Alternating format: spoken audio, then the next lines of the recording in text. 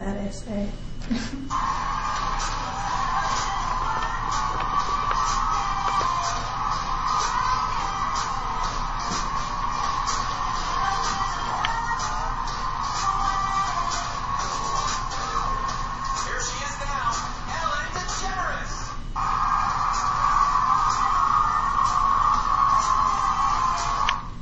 Welcome everybody, we have a great show for you. We have the author Janine Latus, who wrote the book If I'm Missing or Dead. Please welcome her, Janine Latus. Woo! Yay! Yay! It's great to meet you. Hi Ellen, thanks for inviting me. My pleasure. So you have a very successful career with your book. Tell me about yourself. Like, what do you do? Well, I grew up in a family of 7. I'm the middle child. I had 2 older siblings and 2 younger siblings. My oldest brother, his name is Steve. And then there's Jane. She's my next oldest sister. I'm in the middle. And then I have Amy. She's my younger sister. And Pat. She's also my younger sister. And you explained that you have a lot of struggles in your book. Tell me a little bit about that.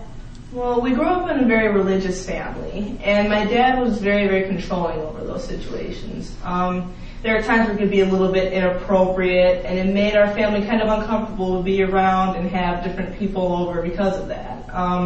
Eventually, it was those little behaviors and actions that made me and my mother leave him eventually. And that was very hard on my sister Amy because we were pretty close. But that situation really helped us get a strong bond as sisters. When I was reading the book, I just fell in love with your relationship with Amy. I remember a part where Amy actually gives you a note saying "I love you" in school. Tell me how that impacted you and made you feel. Oh, it was so nice to have that note because I was struggling a lot after leaving, trying to become independent. And just to have that little letter from school that said, "I love you," from Amy. And she actually left her school and snuck in to give this note to me. And it just showed how much she really cared. I mean, she was such a strong person. She was funny, she was smart, just full of energy all the time. And she had a lot of struggles throughout her life that she overcame. I mean, she fought and she beat cancer. She battled obesity for a little bit, and she eventually struggled with some different situations of control with other men.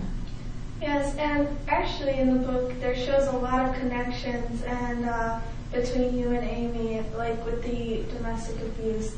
Can you explain that? Yeah, it's very ironic to think that she would die over somebody losing control. I mean, I was in that situation too, which has made it such a personal part of our lives. I mean, we would talk to each other and we'd say that everything's going along fine, but in reality we had so many different struggles with control. Like I was married to Kurt, and at first when I met him, he was such a wonderful guy. I mean, he helped me struggle through another abusive situation that I faced, but eventually he had a lot of emotional trauma with me. He kind of belittled me and made me feel like I wasn't wanted, but me loving him so much, I don't know, I could have really seen it. And I felt Amy had that same kind of struggle going throughout her life too. And in the end, we all know that she passed away, which I'm sorry to hear about. But that also made you an advocate towards domestic abuse. Oh yes. After having this struggle through my life and after having Amy die, it was a big eye-opener for me.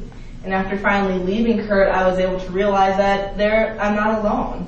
There are a lot of people that need help and a lot of people that don't know what to do in these situations. So that's why I've become such a big advocate for domestic abuse. I want people to learn that you're not alone, there is help, and you don't need to be in that situation. That's also what ultimately helped me write this book.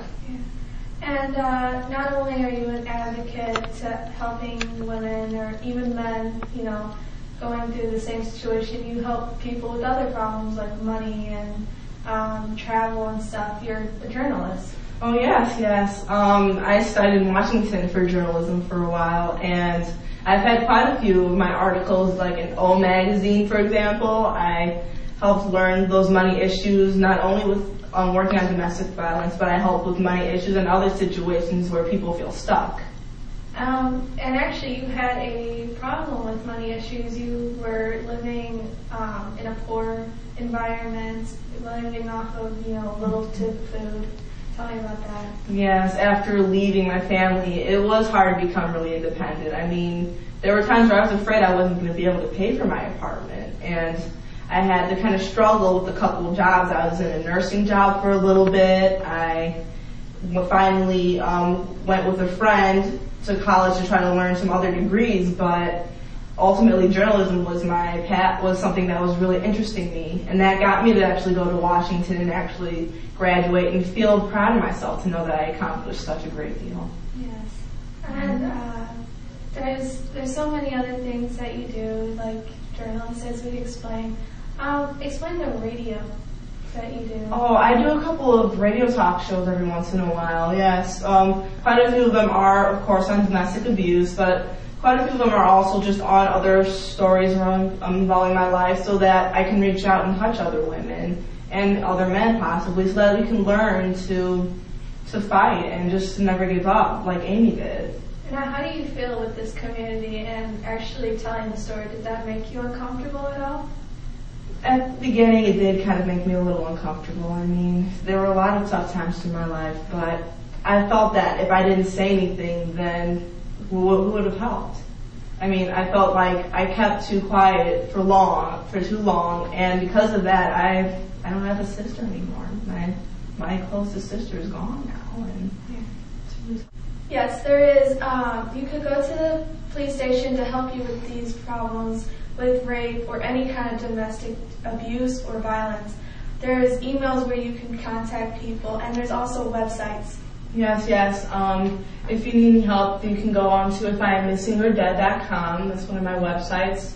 There's also the National Coalition Against Domestic Violence if you feel you need any help at all. Or you can contact me on www.JanineLatus.com for any more information you need for any help. Thank you very much. Thank you for having me.